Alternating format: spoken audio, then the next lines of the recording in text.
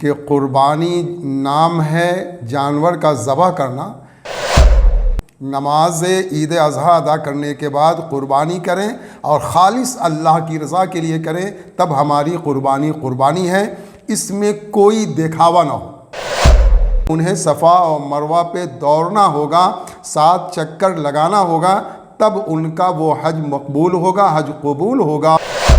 جو 9 ذی الحجہ کو روزہ رکھے گا تو اس کے 1 سال پہلے اور 1 سال بعد کے تمام گناہ اللہ تبارک تعالیٰ معاف فرما دے گا۔ کہ اسلام کسی کے دل کو ٹھیس پہنچانا بھی گوارا نہیں کرتا۔ ہمارا اسلام جو کہتا ہے اس کو کریں اور اللہ کے لیے کریں، ہم اس کا مظاہرہ نہیں کریں، ہم دکھاوا نہیں کریں، اور ایسا انداز اپنائیں جس سے کہ ہمارا مذہب بھی برقرار رہے اور ہمارا ملک بھی امن و شانتی کا گہوارہ بن کر رہے۔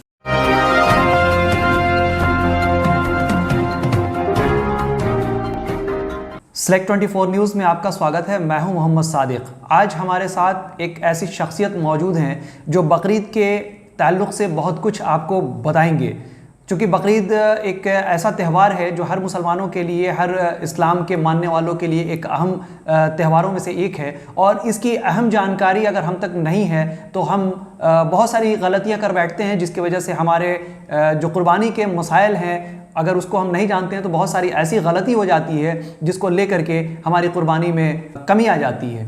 تو آئیے ہمارے ساتھ جو خاص مہمان ہیں ان سے تعارف کراتے ہیں۔ ہمارے ساتھ بلال مسجد کے امام حافظ عبد الرحمن حافظ صاحب موجود ہیں۔ بہت شکریہ آپ کا ہم سے بات کرنے کے لیے۔ حضرت، بقرعید کا موقع ہے، آج بقرعید کا دن ہے، کیا بتانا چاہیں گے بقرعید میں کن کن چیزوں کا خیال کرنا ہے اور کیسے کریں کہ بقرعید جو ہے میری وہ قابل مقبول ہو جائے؟ سب سے پہلے میں آپ کا اور آپ کے چینل کا شکریہ ادا کرتا ہوں اور ساتھ ساتھ مبارکبادی بھی پیش کرتا ہوں۔ قربانی جو اللہ کے رسول صلی اللہ تعالیٰ علیہ وسلم نے فرمایا کہ یہ تم سب کے باپ حضرت ابراہیم علیہ الصلاۃ والتسلیم کی سنت ہے۔ جی۔ صحابہ نے پوچھا یا رسول اللہ تو اس کا فائدہ ہم کو کیا ملے گا؟ تو اللہ کے رسول نے فرمایا کہ اس کا فائدہ یہ ہے کہ ہر بال کے بدلے میں ایک نیکی ہے۔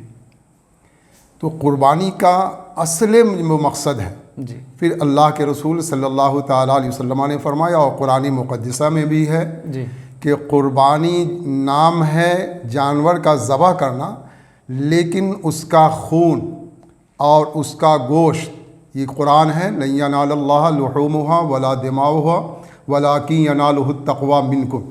اللہ نے فرمایا کہ جو تم قربانی کرتے ہو اس قربانی کا گوشت، اس کا خون ہماری بارگاہ میں نہیں پہنچتا، اس کا اصل تمہارا تقوی اور پرہیزگاری، کہ کس نیت سے، کس ارادے سے کر رہے ہو۔ جی۔ قربانی کا اصل مقصد یہ ہونا چاہیے کہ جس طرح حضرت ابراہیم علیہ الصلاۃ والتسلیم نے اپنے بیٹے کو اللہ کی رضا کے لیے قربان کرنے کے لیے تیار ہوئے، اسی طرح اللہ کی رضا کے لیے ہم جانور کی قربانی کریں تو اللہ تبارک تعالیٰ جانور کے خون کے زمین پہ گرنے سے پہلے ہماری قربانی کو قبول کر لیتا ہے۔ جی۔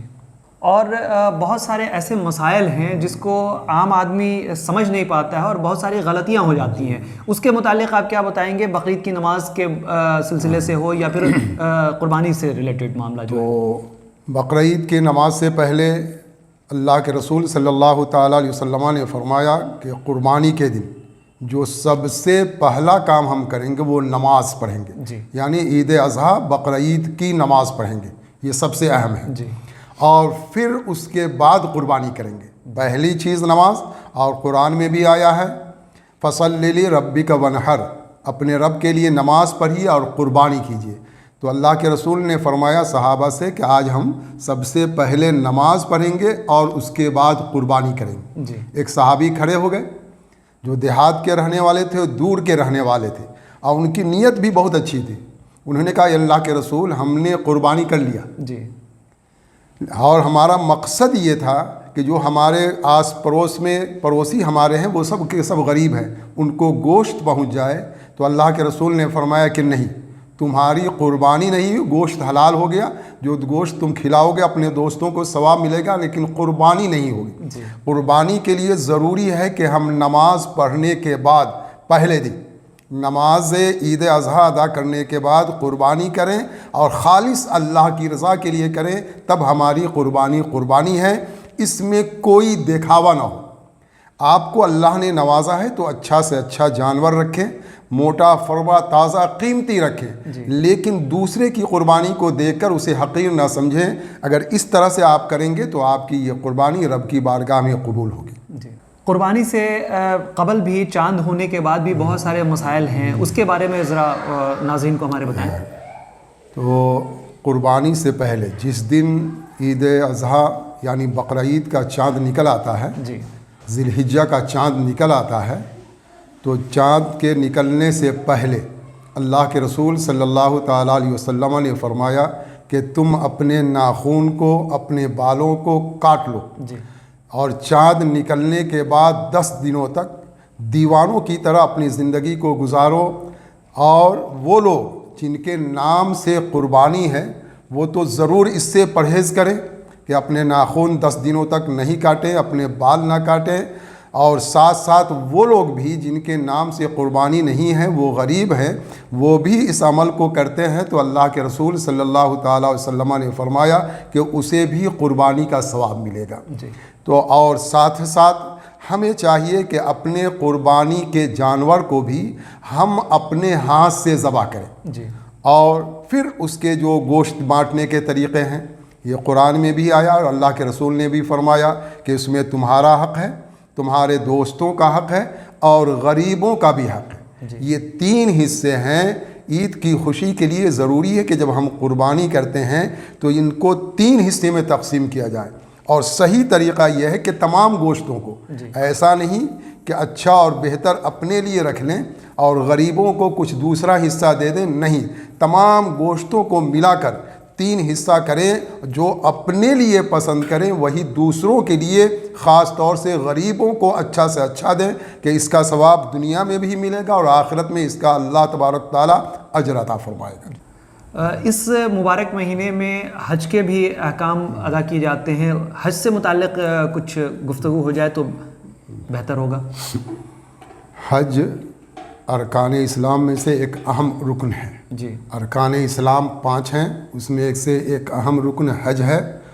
और हज भी हज़रत इब्राहीम अलैहिस्सलातु व तस्लीम व हज़रत इस्माईल अलैहिस्सलातु व तस्लीम, हज़रत हाजरा की सुन्नतें हैं। अल्लाह तबारक ताला ने फरमाया कि जिसको इस्तिताअत हो वो हज करे। अगर वो हज नहीं करता है तो फिर अल्लाह तबारक ताला ने फरमाया कि वो जहाँ चाहे रहे, लेकिन वो दीन इस्लाम में नहीं है।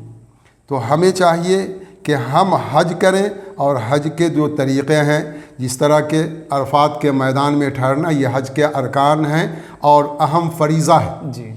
साथ साथ हज़रत हाजरा हज़रत इस्माईल अलैहिस्सलातु व तस्लीम की प्यास बुझाने के लिए सफ़ा मरवा पे दौड़े थी, तो अल्लाह तबारक ताला ने इसको भी पसंद फरमाया और वाजिब कर दिया कि लोग सफ़ा मरवा पे, जो मेरी एक बंदी अपने बेटे के लिए पानी की तलाश में सफ़ा व मरवा पे दौड़ रही हैं, अब तमाम हाजी क़यामत तक जो इसको हज का अदा करेंगे, इस सुन्नत को अदा करेंगे। और ये वाजिब है कि तमाम हाजी या है वो उम्रा करें या हज करें, उसमें उन्हें सफ़ा और मरवा पे दौड़ना होगा, 7 चक्कर लगाना होगा, तब उनका वो हज मकबूल होगा, हज कबूल होगा। और हज कबूलियत के लिए अल्लाह के रसूल सल्लल्लाहु ताला अलैहि वसल्लम ने फरमाया कि जिस तरह से हज़रत हाजरा ने किया, जिस तरह से हज़रत इस्माईल अलैहिस्सलातु व तस्लीम ने मिना में अपने शैतान को कंकरी मारी, फिर उसके बाद क़ुरबानी पेश किया, तो ये तमाम अरकान हज हैं। और इन अरकान हज को सही तरीक़े से, और हज के लिए ज़रूरी है कि ज़िलहिज्जा के महीने में 5 दिनों तक हज के मुकम्मल अरकान अदा किए जाते हैं, जैसे कि मुज़दलिफ़ा में ठहरना, अरफात के मैदान में ठहरना, मिना में ठहरना, क़ुरबानी करना, शैतान को कंकरी मारना। ये तमाम चीज़ें हैं जिसमें कुछ फ़र्ज़ भी हैं और कुछ वाजिबात हैं, कुछ मुस्तहब हैं। और साथ साथ जो सबसे अहम है, हज के बीच में जो सबसे अहम है, इस्लाम ایک شانتی کا مذہب ہے، امن کا مذہب ہے، سلامتی کا مذہب ہے۔ اسلام نے کہا کہ جب تم عبادت کے لیے جا رہے ہو تو تمہاری ذات سے ایک چیونٹی کو بھی تکلیف نہ پہنچے۔ اگر اس کو بھی آپ مارتے ہیں، یہاں تک کہ آپ کے سر میں جوئنٹ ہے، اگر اس کو بھی نکال کر آپ مارتے ہیں تو اس کے لیے بھی دم دینا واجب ہے۔ تو ہمیں چاہیے کہ جو اللہ کے رسول نے فرمایا ہے، اگر اس طرح سے ہم حج ادا کرتے ہیں تو یہ اللہ کا فریضہ بھی ادا ہوگا، اور پھر اللہ کے رسول نے فرمایا کہ جب آپ وہاں سے لوٹیں گے تو اس طرح سے ہو جائیں گے جیسے آج ہی اپنی ماں کے پیٹ سے پیدا ہوئے۔ حج کے مہینے میں روزے کی بھی بڑی فضیلت ہے، روزے سے متعلق جو اہم باتیں ہیں اس پہ بھی نظر ڈالیں تو بہتر ہوگا۔ اللہ کے رسول صلی اللہ تعالی وسلم نے فرمایا، ایسے تو آپ حج کے ذی الحجہ کی پہلی تاریخ سے لے کر 9 ذی الحجہ تک آپ روزہ رکھیں، لیکن خاص 9 ذی الحجہ یعنی بقرعید کی 9 تاریخ کے بارے میں اللہ کے رسول صلی اللہ تعالی وسلم نے فرمایا کہ جو 9 ذی الحجہ کو روزہ رکھے گا تو اس کے 1 سال پہلے اور 1 سال بعد کے تمام گناہ اللہ تبارک تعالیٰ معاف فرما دے گا، اور جو ان راتوں میں قیام کرے گا تو اللہ تبارک تعالیٰ ان کے دل کو ہمیشہ ہمیشہ کے لیے زندہ فرما دے گا۔ اور بقرعید کے نماز کے لیے جو بتایا جاتا ہے کہ آپ عیدگاہ میں جا کر کے پڑھیں، زیادہ بڑی جماعت جہاں ہوتی ہے وہاں جا کے پڑھیں، لیکن آج کل معاملہ یہ ہو گیا ہے کہ لوگ چھوٹی چھوٹی مسجدوں میں چھوٹی چھوٹی جگہوں پر بھی نماز پڑھتے ہیں، اس کے متعلق کیا بتائیں گے؟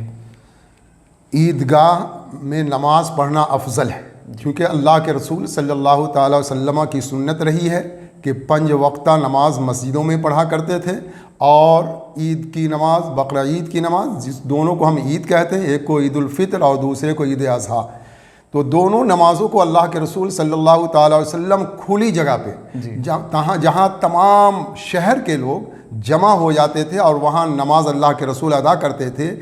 5 وقتہ نماز ہر آدمی اپنے اپنے محلے میں ادا کرتا تھا، عید اور بقرعید کی نماز کھلے میدان میں ادا کیا کرتے تھے۔ تو یہ اللہ کے رسول صلی اللہ تعالی وسلم کی سنت ہے، لیکن کبھی کبھی حالات کے مد نظر جیسے بارش ہو گئی یا اور بھی کوئی ایسے حالات جو ناگفتہ بے ہوں، بہتر نہیں تو ایسے موقع پہ مسجد میں بھی اللہ کے رسول نے نماز پڑھی ہے۔ اور حالات کو دیکھتے ہوئے، چونکہ آج آبادی بہت بڑھ گئی ہے تو تمام لوگ عیدگاہ میں جمع نہیں ہو سکتے ہیں، اس لیے بہتر تو یہی ہے کہ عیدگاہ میں پڑھیں، لیکن جب جگہ وہاں پوری ہو جائے تو اس کے بعد جہاں بھی بڑی مسجدیں ہیں جہاں جمعہ کی نماز ادا ہوتی ہے وہاں بھی ہم عید کی نماز ادا کریں تو اس کا ثواب وہی ہے جو عیدگاہ میں نماز ادا کرنے کا ثواب ہے، لیکن افضلیت عیدگاہ کو ہے۔ ایک اور اہم موضوع پر چاہیں گے آپ سے گفتگو کرنا کہ بہت سارے لوگ خاص کر کے آج کا معاشرہ جس طرح سے خراب ہو چکا ہے، فتنہ فساد کا دور آ گیا ہے، گوشت کی قربانی کرنے کے بعد اس کا مناظرہ کرتے ہیں، جگہ جگہ فیس بک واٹس ایپ پہ شیئر کرتے ہیں، تو اس سے ماحول بہت خراب ہوتا ہے۔ ویسے لوگ کیا تلقین کریں گے اور کیا بتائیں گے؟ چونکہ ہم جس ملک میں رہتے ہیں، ملک کے بھی میرے اوپر کچھ فرائض ہیں، تو ویسے کنڈیشن میں ان لوگوں کو کیا ہدایت کریں گے اور کیا بتائیں گے؟ سب سے پہلے جو میں نے آپ کو پہلے بھی بتایا کہ اللہ کا حکم ہے کہ تمہارا تقویٰ پہنچتا ہے۔ جس کام میں بھی ہم نماز پڑھتے ہیں، اگر ریاکاری ہو کہ لوگ دیکھیں اور ہم کو کہیں کہ یہ نمازی ہے تو پھر ہماری نماز نہیں ہے، ایسی نماز ہمارے چہرے پہ مار دی جائے گی۔ تو عبادت دل کا نام ہے۔ قربانی بھی ہم کرتے ہیں تو اللہ نے فرمایا کہ تمہارا تقویٰ پہنچتا ہے، یہ جانور نہیں، تمہارا تقویٰ پہنچتا ہے۔ تو ایسے ماحول میں ہم اس کا مظاہرہ نہیں کریں، ہم اس کا دکھاوا نہیں کریں، اور ساتھ ساتھ جو آج ملک کے حالات ہیں تو ہمیں اپنے ملک سے بھی محبت کرنی چاہیے، یہاں کے تمام لوگوں سے بھی محبت کرنی چاہیے، اور ہماری زبان سے، ہماری تقریر سے، ہمارے انداز سے بھی کوئی ایسی بات نہ ہو، کوئی ایسی تحریر نہ ہو جس سے دوسروں کو تکلیف پہنچے اور ملکی حالات خراب ہوں۔ اس لیے کہ اسلام تشدد نہیں چاہتا، شانتی سلامتی چاہتا ہے۔ آپ کو ایک بہت اہم واقعہ میں آپ کو بتاؤں کہ اسلام کسی کے دل کو ٹھیس پہنچانا بھی گوارا نہیں کرتا۔ ایک حدیث پاک ہے، اللہ کے رسول نے فرمایا کہ تم اپنے بچوں کے لیے پھل لاؤ تو اپنے بچوں کو کھلاؤ، اپنے بچوں سے محبت کرو، یہ اچھی بات ہے۔ اگر ہو سکے تو اپنے پڑوسیوں کو بھی دو، خاص کر وہ پڑوسی جو غریب ہیں، جن کے چھوٹے بچے ہیں.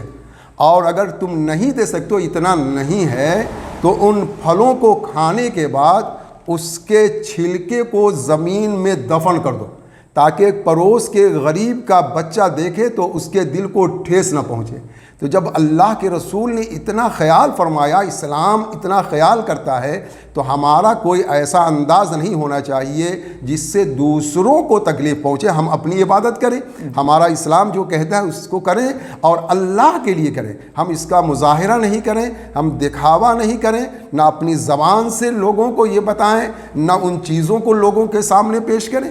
ہم نے تو اللہ کے لیے کیا ہے. جب آپ اللہ کے لیے کرتے ہیں تو اس کا ثواب ملتا ہے. اس لیے ہمیں چاہیے کہ ہم جس ملک میں رہتے ہیں اس ملک سے بھی محبت کریں، وہاں کے قوانین پہ بھی عمل کریں، اور ایسا انداز اپنائیں جس سے کہ ہمارا مذہب بھی برقرار رہے اور ہمارا ملک بھی امن و شانتی کا گہوارہ بن کر رہے. بہت شکریہ حضرت ہم سے بات کرنے کے لیے، اور آپ کو بھی بقرعید کی بہت بہت مبارکباد. چلیے، آپ کا بھی بہت بہت شکریہ اور مبارکباد، اور آپ کے چینل کا بھی. تو ناظرین، یہ تھے ہمارے ساتھ بلال مسجد کے خطیب و امام حافظ عبدالرحمن صاحب، جنہوں نے بقرعید کے متعلق جو مسائل ہیں یا پھر جو اس سے اہم جڑی ہوئی جانکاریاں ہیں وہ آپ تک پہنچانے کی ہماری کوشش تھی. پھر بھی اگر کسی کو ہمارے الفاظ سے یا ہمارے کسی بھی طرح سے کسی چیزوں سے ٹھیس پہنچتا ہو تو پوری معذرت چاہیں گے. لیکن ہمارا مقصد صرف اور صرف یہ ہے کہ لوگوں کو اس چیز کا بتانا ضروری ہے کہ لوگ اپنے عبادت کو کس طریقے سے کریں، جو کہ ہم بہتر نہیں بتا سکتے، ہمارے جو دین کے رہبر ہیں وہ زیادہ بہتر بتا سکتے ہیں. اس لیے ہم نے حافظ عبدالرحمن صاحب کو یہاں مدعو کیا اور آپ تک اپنی بات پہنچائی. تمام بڑی خبروں کے لیے بنے رہیں ہمارے یوٹیوب چینل سلیکٹ 24 نیوز کو لائک، سبسکرائب، شیئر ضرور کریں. ساتھ ہی ہمارے فیس بک پیج کو بھی لائک، شیئر، کمنٹ کرنا نہ بھولیں، اور ہمارے ویب سائٹ www.select24news.live پر وزٹ ضرور کریں. دھنیہ واد. اب آپ کے شہر سیوان کے لکشمی پور میں بھرپور سویدھاؤں کے ساتھ کھل گیا ہے hotel select and marriage hall. آپ کو بتا دیں 10 جون سے بھاری ڈسکاؤنٹ کے ساتھ بکنگ شروع ہے. ایک بار ضرور پہنچیں. اس میں آپ کو ملے گا فلی ایئر کنڈیشن، ساتھ ہی بکنگ کے ساتھ ٹینٹ کا سارا سامان، برتن اور چولہا بالکل فری. جلد ہی کسی بھی کارکرم کو اچھے واتاورن میں کرنے کے لیے بک کریں hotel select and marriage hall. ہمارا پتہ ہے لکشمی پور، سسپن ڈھالا، بیسائیڈ ڈاکٹر توفیق احمد. ہمارا کانٹیکٹ نمبر ہے 8797327330. ایک بار ضرور پہنچیں اور اس بھاری ڈسکاؤنٹ کا لابھ اٹھائیں.